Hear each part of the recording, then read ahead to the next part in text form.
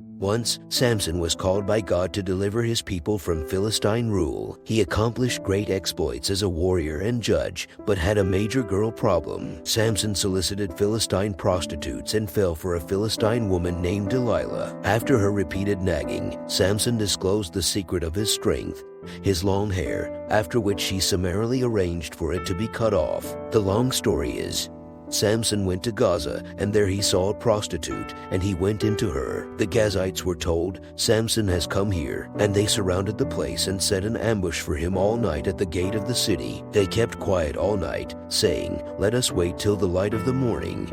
Then we will kill him." But Samson lay till midnight, and at midnight he arose and took hold of the doors of the gate of the city and the two posts, and pulled them up, bar and all, and put them on his shoulders, and carried them to the top of the hill that is in front of Hebron. After this he loved a woman in the valley of Sorek, whose name was Delilah, and the lords of the Philistines came up to her and said to her, "Seduce him, and see where his great strength lies, and by what means we may overpower him, that we may bind him to humble him, and we will each give you 1,100 pieces of silver." So Delilah said to Samson, "Please tell me where your great strength lies, and how you might be bound, that one could subdue you." Samson said to her, "If they bind me with 7 fresh bowstrings that have not been dried, then I shall become weak and be like any other man."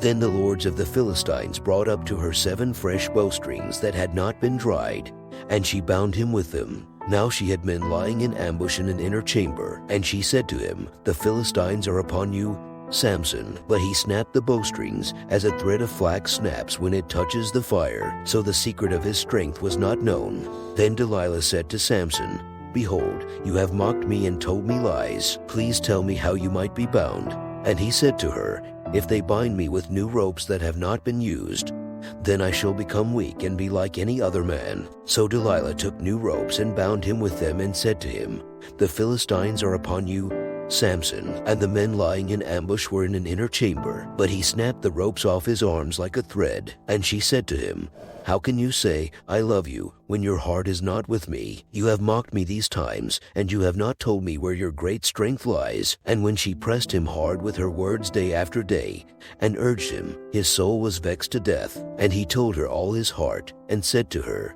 "A razor has never come upon my head, for I have been a Nazirite to God from my mother's womb. If my head is shaved, then my strength will leave me, and I shall become weak and be like any other man."